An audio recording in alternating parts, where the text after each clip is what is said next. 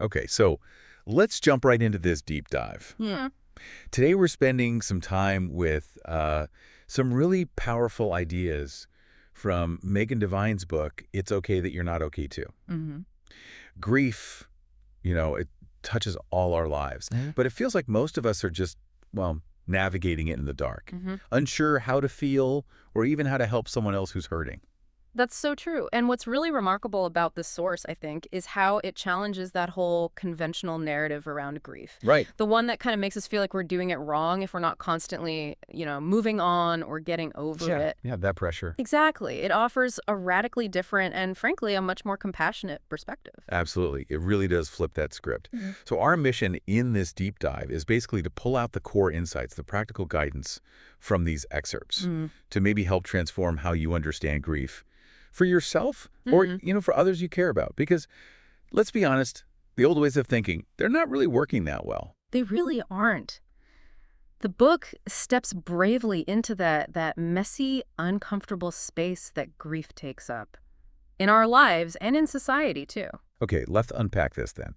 What's the very first, maybe the foundational idea this source gives us that really challenges how we typically look at grief? Well, it starts by confronting the probably the most common misconception that grief is some kind of problem, something that needs to be fixed. Right, like something's broken. Exactly. And the source makes it incredibly clear grief isn't broken. It's a natural, often intense reaction to loss.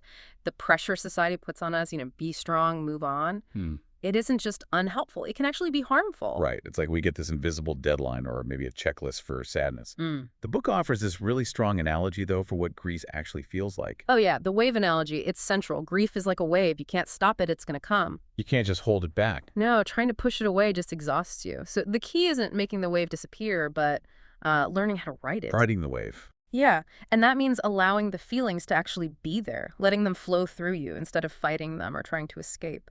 The source has these really poignant examples of people finding moments of genuine relief or healing only when they finally stopped fighting the pain and just allowed it. That's such a powerful visual. But practically, like when you're right in the middle of it, what does it actually mean to stop trying to fix it and start riding that wave? It means letting go of the expectation that you shouldn't feel this way. That's the first thing. It's a shift from how do I make this feeling stop to something more like, okay, this is what I'm feeling right now, and that's okay. Okay. It definitely requires patience and self-compassion, recognizing that healing isn't about, erasing the pain. It's more about integrating the reality of the loss into your life in a way that lets you keep living. So finding a new normal, not getting back to the old one. Exactly. A new normal that includes your loss. Okay. And if trying to fix grief within ourselves is harmful, Yeah. well, that leads right into the difficulty we have when we try to fix grief for others, Yeah. usually with our words. Oh, absolutely. The source really digs into this, and it's just incredibly relatable, isn't it? We want to help, so we reach for these comforting phrases, but lesson 2 really highlights how words can hurt more than heal. Yeah, I think everyone listening has probably been there. That awkward moment, not knowing what to say, or worse, saying something that just lands completely wrong. Mm-hmm. The book points out the common ones, right? Like they're in a better place or you'll get over it in time. And the intention might be kind, we assume it is, but the impact, often it's dismissive. Right. These phrases, they're often more about the speaker's own discomfort, really, or their desire to make the situation feel better quickly rather than truly sitting with the grieving person's actual pain. Making themselves feel better. Sort of, yeah. The source emphasizes that what a person deep in grief needs most isn't advice or, platitudes. It's simply to feel seen and heard. So instead of trying to explain away their pain or find some silver lining, the book suggests something different. It gives this really simple, powerful example. Instead of saying, you'll feel better soon, try something like, I'm here for you. This must be so incredibly hard. Exactly. And what's fascinating here is the profound power of simple presence. The core idea, listen way more than you talk. Just be there. Just be there. Avoid explaining or rationalizing their feelings. Instead, use phrases that acknowledge the difficulty. That sounds really, really hard, or I can't imagine what you're going through. Maybe followed by just silence, or tell me more if you feel like it, but it's okay if you don't. It's about creating a space where their pain is welcomed, not corrected. That requires us to be okay with them not being okay, doesn't it? Which is hard, It is hard. And it challenges that instinct we have to just swoop in and make things better. It seems like this whole approach is about dismantling our assumptions, including the idea that grief follows some predictable path. Precisely. And that brings us straight to lesson 3. There's no right way to grieve. We often hear about stages, don't we? Or we expect grief to look a certain way, maybe lots of crying or withdrawing from people. Yeah, the conventional wisdom kind of paints this picture of grief as this linear process you just move through. But the book really pushes back hard on that. It does, forcefully, and importantly so. Grief is as unique as the love that was lost. It just looks different for everyone. So different expressions. Completely. Some people are outwardly emotional, others process very quietly. Some might find moments of, lightness relatively soon, while others carry intense pain for years. The source shares the story of a man who felt just immense guilt because he stopped crying after only a few weeks. Oh, wow. Yeah, he was worried he wasn't grieving correctly compared to other people he knew. And the book says his experience was totally valid. Totally valid, yes. And this raises a really important question, doesn't it? Who gets to define the right way to grieve? Right. Who decides? The source really empowers you, the person experiencing it, to be the authority on your own grief. Your experience is valid, period, whatever it looks like. So the key takeaway is just release the pressure. Let go of trying to conform. Just let it be what it is. Allow yourself to grieve naturally. Don't compare your process to anyone else's. And crucially, give yourself permission for the ups and downs. It's okay to feel absolutely terrible one day and then surprisingly okay the next. It feels like so much of this comes down to just granting yourself permission in a world that often tries to dictate how you should feel, which leads right into lesson 4, I think. Yeah. Challenging that idea that feeling difficult emotions makes you weak. Right. Lesson 4, feeling emotions is healthy, not weak. This pushes directly against that societal pressure to just stay strong. Yeah. Which often translates to suppress your feelings, hide the sadness, the anger, even the guilt. I know, I've felt that pressure, definitely. Like if Yeah. you're visibly upset, you're somehow not coping well. It feels really counterintuitive to lean into the pain. And yet, according to the source, resisting those feelings is actually what causes more long-term suffering. The book uses that great pressure cooker analogy. Oh, right. If you keep the lid clamped down on all that steam, the sadness, the anger, the confusion, it just builds and builds until eventually it has to escape, often in ways that aren't so healthy. Yeah, it bursts out somehow. Exactly. The source includes examples of people who really began to find some healing only when they finally allowed themselves to express those difficult emotions, whether it was talking to someone they trusted or journaling or just allowing themselves to weep when they needed to. So the crucial takeaway is that expressing those emotions, in safe and healthy ways isn't a sign of failure. It's actually a necessary part of processing it all. Yes. Talk, right? Allow the tears. Emotions aren't permanent states, right? They're like, well, like those waves again. They come and they go. They pass through. And if we connect this to the bigger picture, this principle really extends beyond just grief. It applies to our overall emotional well-being. Healthy emotional processing is about acknowledging what is, not pretending it isn't there. Okay. Now, if we're talking about feeling these really difficult emotions, lesson 5 introduces an idea that, well, it might feel completely contradictory, especially when you're deep in the pain. And it's honestly one of the most liberating insights in the book, I find. Grief and joy can coexist. Wait, really? So you're telling me it's actually okay to laugh, to feel happy moments when you're grieving? According to this source, not only okay, but it's a natural and essential part of living alongside loss. There's this pervasive misconception, isn't there, that any moment of joy or lightness means you're somehow over the loss. Oh, you didn't love him enough. Right, or that you loved the person less than you thought. But the book argues, no, grief doesn't erase your capacity for happiness. Both feelings can exist within you right alongside each other. That story in the source, the one about the woman feeling terrible guilt for laughing at a family gathering, it's so powerful because it captures that internal conflict perfectly. We think grief has to be this all-consuming darkness. And the source just offers permission to let those moments of joy happen without judgment. Feeling happiness doesn't diminish your grief or the love you shared. It simply means you are still alive, and life, even amidst grief, includes moments of brightness. Okay. So the key takeaway here is actively allow yourself to experience happy moments without the guilt. Find ways to experience joy while you continue to honor the person you lost.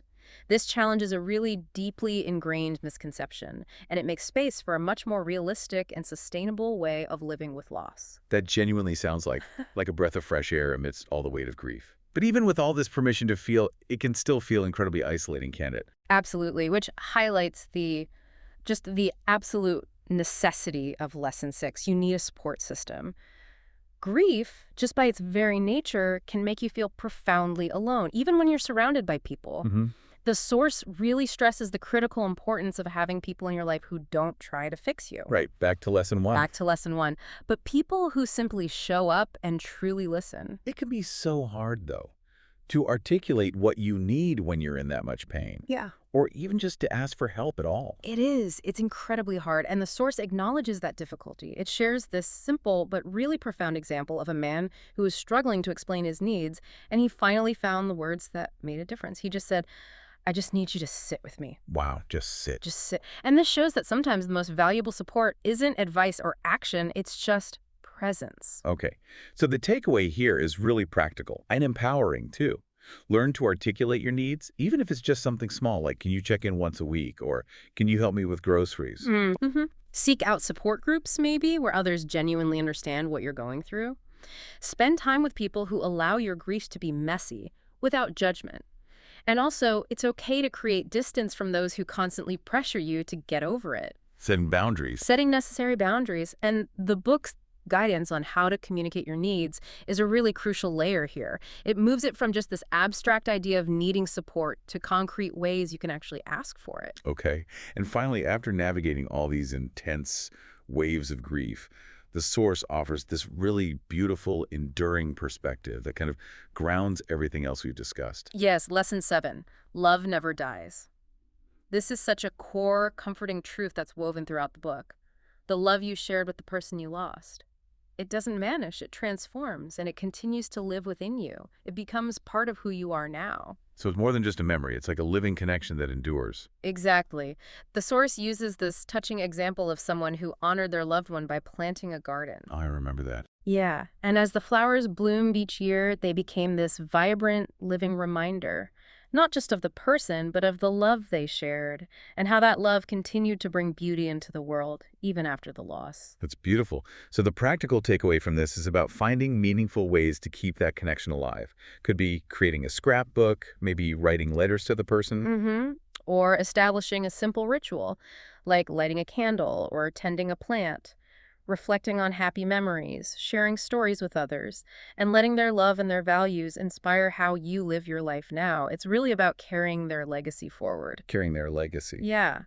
If we connect this to the bigger picture, this lesson moves us firmly into the territory of integration. It's not about getting over someone, but about integrating the love and their presence into the ongoing story of your life. It's about learning how to live fully with the loss, rather than trying to get back to a time before it happened. Wow. Okay. So we've explored these core, really life-changing lessons from Megan Devine's book, Releasing the Pressure to Fix Grief, Understanding the Impact of Our Words. Accepting there's no single right way, recognizing feeling emotions is healthy, embracing joy alongside sorrow, the vital need for support, and holding on to the enduring power of love. Phew. That's a lot. It is a lot. But the book doesn't just leave us with these concepts, does it? It provides practical daily steps for actually living these lessons. Oh, right, the application. That's key. And these aren't presented as steps to cure grief, let's be clear. They're more like practices to help you navigate that difficult terrain with more kindness, both to yourself and to others. Okay, so first, building on that idea that feeling emotions is healthy, the book suggests setting aside some quiet time daily, even just a few minutes, to simply sit with whatever emotions are present. Just be with them. Maybe journal, maybe just breathe and offer yourself that simple phrase. It's okay to feel this way. Yeah, a deliberate act of non-resistance. Then, applying the lesson about words. Consciously choose your words when you're comforting others. Prioritize listening over talking. Listen more. Practice using supportive phrases like, "I'm here," or "this sounds incredibly difficult," and actively avoid those well-meaning but often dismissive cliches we talked about earlier. And for yourself, lean into lesson 3. Accept your own grieving style. Really release that pressure to compare your process to anyone else's. Allow your emotions to flow naturally, without judgment. Hmm. And importantly, the book encourages celebrating the small wins, like just getting out of bed some days or making yourself a meal on a really hard day. Those count. They absolutely count. And reflecting lesson 5, actively create space for both grief and joy. It feels counterintuitive, I know, but make room for laughter when it comes up. Don't feel guilty. Don't feel intentionally reflect on happy memories. Even plan small, simple activities that bring you moments of lightness, knowing they don't cancel out your sadness. And to build that support system we discussed, be specific. Tell trusted people what you need. It's okay to say, could you just sit with me? Or Yeah. could you maybe bring over dinner next week? Yeah. Explore joining support groups if that feels right. And remember, it's healthy to set boundaries with people whose interactions feel more like judgment or pressure to move on. Protecting your space. Exactly. And underpinning all of this, self-care. As simple as it sounds, it's vital. Stick to a basic routine as much as you can. Focus on the fundamental needs: eating, sleeping, maybe some gentle movement. Go basics. Take conscious breaks. And notice and allow yourself to enjoy those small moments of simple pleasure, like a good cup of tea or reading just a page of a book. Finally, carrying that love forward. Make conscious choices to honor the love you shared. Engage in rituals that feel meaningful to you. Talk about the person. Share stories. Find ways to weave their values or passions into your own life and actions. Mm-hmm. These practices help integrate their memory and their impact into your present reality, right? Absolutely.